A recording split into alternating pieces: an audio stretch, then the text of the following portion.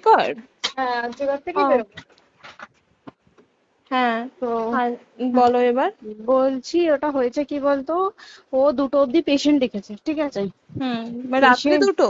রাত্রি 2টো, ঠিক আছে। আচ্ছা। 2টো অব্দি পেশেন্ট দেখেছে, দেখে রুমে এসে অনলাইনে অর্ডার করে 4জন বন্ধু মিলে খেয়েছে, ডিনার হুম করেছে। হুম করে ও খুব টায়ার্ড ছিল, যেহেতু 36 ঘন্টা ডিউটি ছিল, হুম টায়ার্ড ছিল। ও কি করেছে, ওই সেমিনার রুমে গিয়ে হুম শুয়ে পড়েছে একটা রেড কালারের ব্ল্যাঙ্কেট ঢাকা দিয়ে। হুম কিন্তু তারপরে মানে সেমিনার রুমে এমনি কি তোমাদের ওরকম সেমিনার রুমে টুমে ঘুমানো হয়? মানে আমি যদিও কোনো আইডিয়া নেই, ওই জন্য জিজ্ঞেস করছি। না, এবার একটা রেসিডেন্টের ডক্টর রুমস থাকেই, আচ্ছা। বুঝতে পেরেছিস, তারপরেও সেমিনার থাকে। এবার হুম। সেমিনারে একটা বেড থাকে, আর আচ্ছা ডক্টরস রুমে 2টো 3টে যেরকম বড় ঘর হবে সেরকম বেড পাতা থাকে। আচ্ছা আচ্ছা। মেনলি ডক্টরস রুমে শোয়ার কথা, ঠিক আছে। হুম হয়েছিল কি, ওকে বডিটা পাওয়া গেছে সেমিনার রুমে, হুম কিন্তু ঘুমাচ্ছিল ডক্টরস রুমে। যে হুম রুমটা তোর এখন ভাঙা হয়েছে, দেখেছিস রুমটা ভেঙেছে, একটা ভিডিও ঠিক দেখছিলাম। বাথরুমের পাশেই, হুম ঠিক আছে, মানে বাথরুমটাকে অজুহাত দিয়ে হুম ওই রুমের দেয়ালটা ভেঙে দিয়েছে। অ্যাকচুয়াল কাণ্ডটা ঘটেছে তোর ইয়েতে, ওই রুমটার ভেতরে, ডক্টর রুমে? ডক্টরস রুমে। ডক্টরস রুমে ঘটনাটা ঘটেছে, ওই বডিটাকে তো ডক্টর ধস্তাধস্তি। রুমে ওই দিন আর কেউ ছিল না, খালি মানে অনলি ওই দিদিটাই ঘুমাচ্ছিল? হ্যাঁ, এবার তোকে আমি বলি, অন কলে নিশ্চয়ই একজন থাকবে না, না। ওরা জুনিয়র সিনিয়র মিলিয়ে থাকে, এমনকি থার্ড ইয়ার একজন থাকবে, সেকেন্ড ইয়ার একজন থাকবে, হুম প্লাস ফার্স্ট ইয়ারের ইন্টার্নশিপরা যারা থাকে তারা ইন্টার্নরা থাকে। হুম আর চেস্ট এমন একটা ওয়ার্ড হচ্ছে, কোভিড এর পর থেকে প্রায় হামেশাই সবার শ্বাসকষ্ট হচ্ছে, মানে আসছে মানেই শ্বাসকষ্ট হচ্ছে। হুম আর চেস্ট ওয়ার্ড আর চেস্ট মেডিসিন দুটোই হুম পাশাপাশি ওয়ার্ড, হুম ঠিক আছে। হুম তো কেউ কি শুনতে পায়নি? কেউ শুনতে পায়নি। হ্যাঁ, ওটাই তো আমি ওই দিনকে ওটাই ভাবছিলাম এবার যে। দেখ, ধস্তাধস্তি করাতে একটা নিশ্চয়ই চিৎকার হয়, একটা ভাইলেন্ট হয়, হুম হুম বুঝতে পেরেছিস। হুম তারপরে আবার কি, যে 4জন ওর সাথে খেয়েছে তারা কোথায়, তারা কেন মিডিয়ার সামনে আসছে না? হুম তাই ঠিকই তো, তো। তারা কেন আসছে না? তোমার ওই এক- দিন ডিউটি ছিল না রাতে? ওই দিনকে আমি নাইটে ডিউটি করছিলাম। আচ্ছা। আমি নাইটে ডিউটি করে এসেছি, আমার লাস্ট নাইট ছিল। তো আমার হুম তো 3 দিন নাইট থাকে, তিন হুম দিন নাইট থাকার পর লাস্ট নাইট ছিল, লাস্ট নাইটের পর বুধবার আমার লাস্ট নাইট, বুধবার রাতে ঘটনাটা ঘটেছে। হুম আমি বাড়িতে এসেছি, রীতিমতো বাড়িতে এসে শুয়ে পড়েছি। 3টের সময় আমার কাছে ফোন এসছে যে সবাইকে ডেকে পাঠিয়েছে, ইমিডিয়েট আয়। হুম তখন গিয়ে দেখি আরজিকরে এই অবস্থা, পুরো গোটা হাসপাতালকে ডেকে পাঠিয়েছিল। গিয়ে দেখি পুলিশ ছয়লা, মানে, আর ওকে যেভাবে, আমি তো বডিটা দেখেছি রে, মানে আমাদের হুম এখনো পর্যন্ত চোখ থেকে নামছে না। রীতিমতো মনে হচ্ছে মেয়েটা যেন আমাদের পাশে পাশে ঘুরছে, হুম একদম হুম হুম এরকম, মানে মানে অদৃশ্যমান, মানে আমরা এরকম ভাবতে পারছি না যে এরকম ভূত হুম থাকে বা একটা স্পিরিট থাকে বা কিছু। এখন আমরা বুঝতে পারছি না, ওর আত্মাটা এখনো ঘুরছে আমাদের আশেপাশে।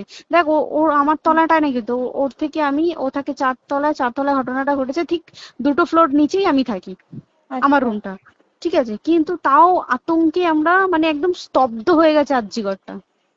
কিন্তু ব্যাপারটা হচ্ছে, তাহলে ডক্টর রুম থেকে ওকে সেমিনার রুমে নিয়ে যাওয়া হয়েছে? হ্যাঁ, অবশ্যই নিয়ে যাওয়া হয়েছে।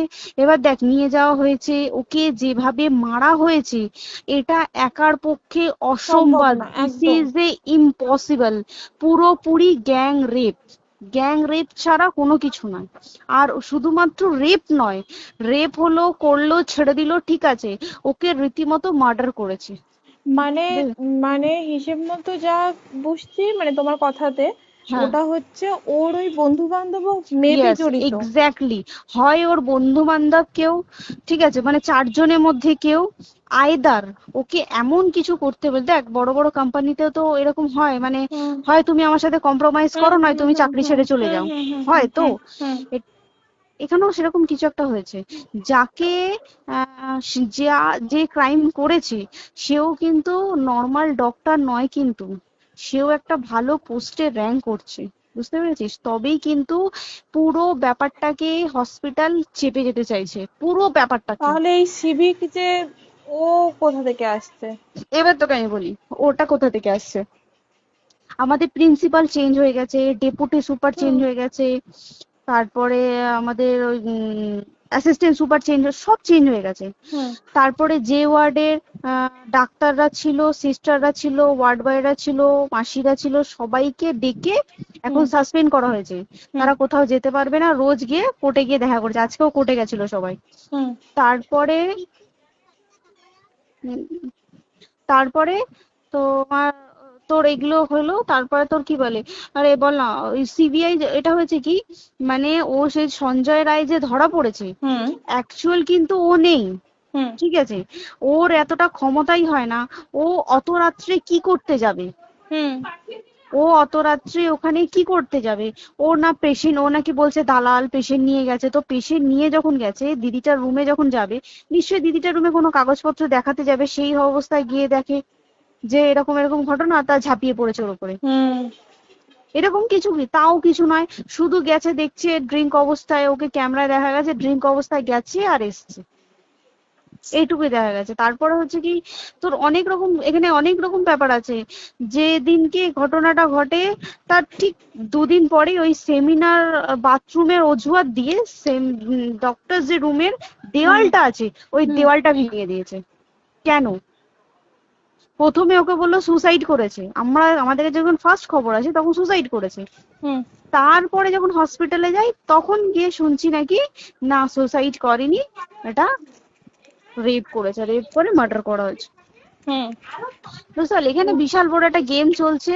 এবার আর যে ওর উপর কি রাগ ছিল মানে? হ্যাঁ হ্যাঁ হ্যাঁ হ্যাঁ হ্যাঁ হ্যাঁ, একদম আমি তোকে কি বললাম, শোন, তুই যদি কারোর সাথে কম্প্রোমাইজ করিস তাহলে তোর পোস্ট হুম বাড়বে, হুম হুম তুই হুম কারোর সাথে কম্প্রোমাইজ করবি না, তোকে মার্ডার করে দেবে। মানে মানে ওরকম টাইপই কিছু বলছো তো? এরকমই টাইপের কিছু একটা ছিল।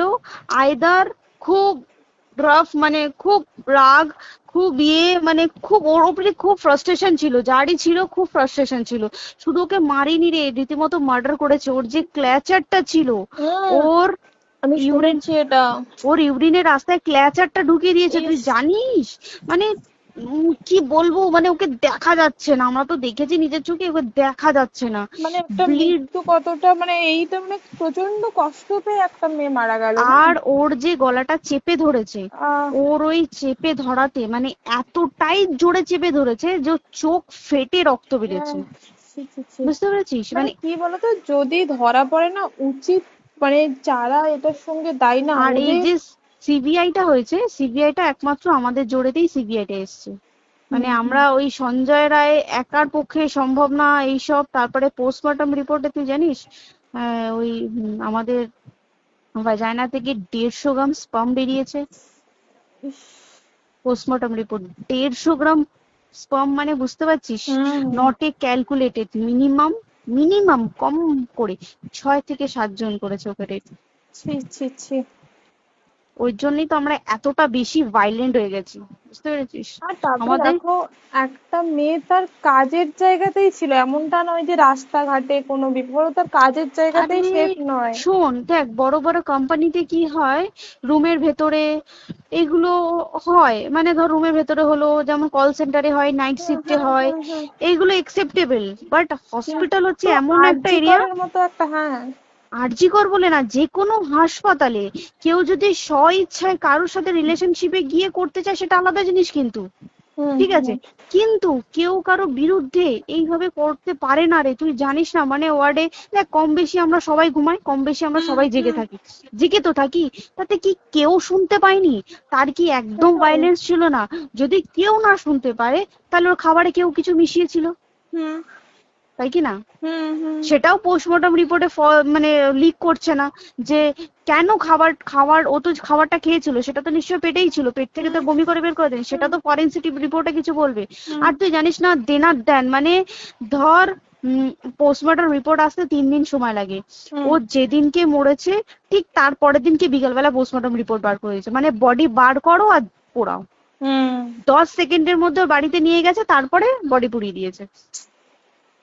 মানে কি বলবো, হসপিটাল, মমতা ব্যানার্জি, সবাই মানে তৃণমূল প্রত্যেক সবাই হুম এটাকে পুরোটাই, কেসটাকে চাপা দিতে চাইছে, পুরোটা পুরোটা। তবে তুই ভাব, যে মানুষটাকে এত ক্ষতবিক্ষত ভাবে মেরেছে, তাকে অভিষেক ব্যানার, রেপ কি কলকাতায় প্রথম হলো?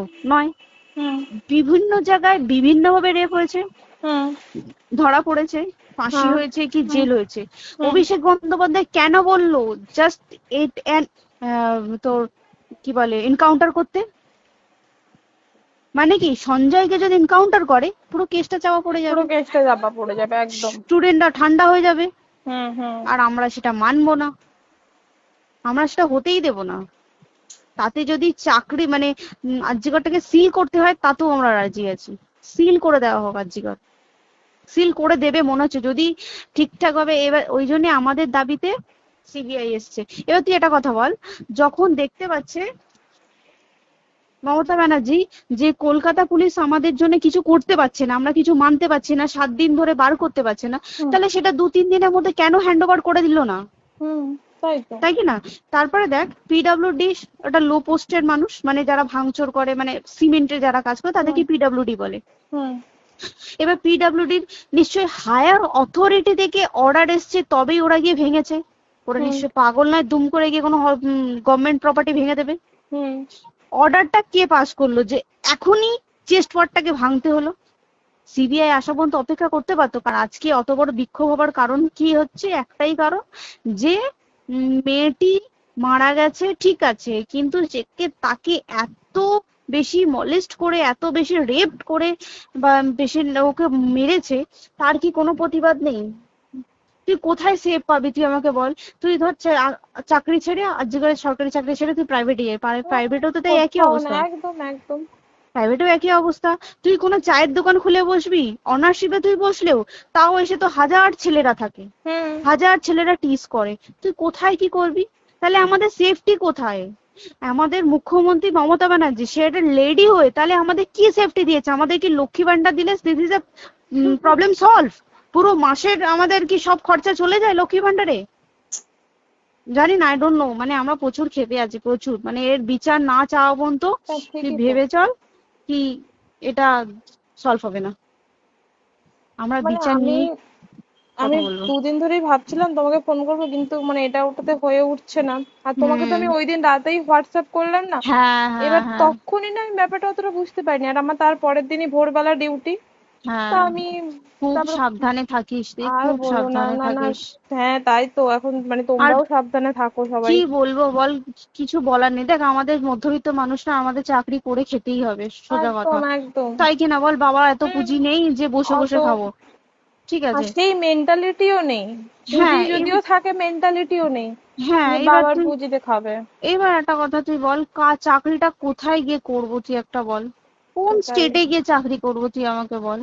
ওই যেমন, মানে এটা হয়তো আমার মা যেমন বাড়িতে থেকে 7টার মধ্যে ঢুকে যাও, দিদিকে তো ধরো অনেক রাত অব্দি 9টা, 9:30 10টা অব্দি ল্যাবে থাকতেই হয় না। এবার তুই কি করবি কি বল, কি করবে করবি? বলো তো, এখন কিছু নেই। করার আছে?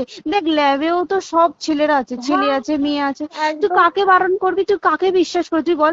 তুই ধর কলিগদের সাথে খেতে বসেছিস, ঠিক আছে, তোর টিফিনটা যদি কেউ চাইলো তুই তাকে না দিয়ে পারবি? না একদমই, আর কার মনে যে কি আছে সেটাই তো কি খুব বলবি সমস্যা। বল? এবার তুই বল খাবারটা যে খাবি, তোর টিফিন কেউ চাইলো বা তোকে যদি কেউ বললো কে একটু একটু খা, যেমন আমরা শেয়ারে হয় স্কুলে হ্যাঁ যেটা আমাদের আমাদেরও শিখে হয়, এসেছি, যেটা হ্যাঁ স্বাভাবিক, এটা সবারই এটা তো হয়। স্বাভাবিক, তুই বল তাতে যদি এরকম অবস্থা হয় তাহলে কি করবে মানুষ, তুই আমাকে বল? আজকেও তো তাই আমাদের দেখ না, 11টা থেকে আমাদের তোর ক্যান্ডেল দিয়ে হোয়াইট ড্রেস হুম। পরে সব শ্যামবাজারে একতা হবে। এখন আবার বৃষ্টি শুরু হয়েছে, কে জানে বৃষ্টি, কি প্রচুর বৃষ্টি শুরু হলো। কি হুম। হবে জানি না আমি। ঠিক আছে গো, টাটা। হ্যাঁ হুম চল টাটা। হুম হুম হুম। হুম, হুম।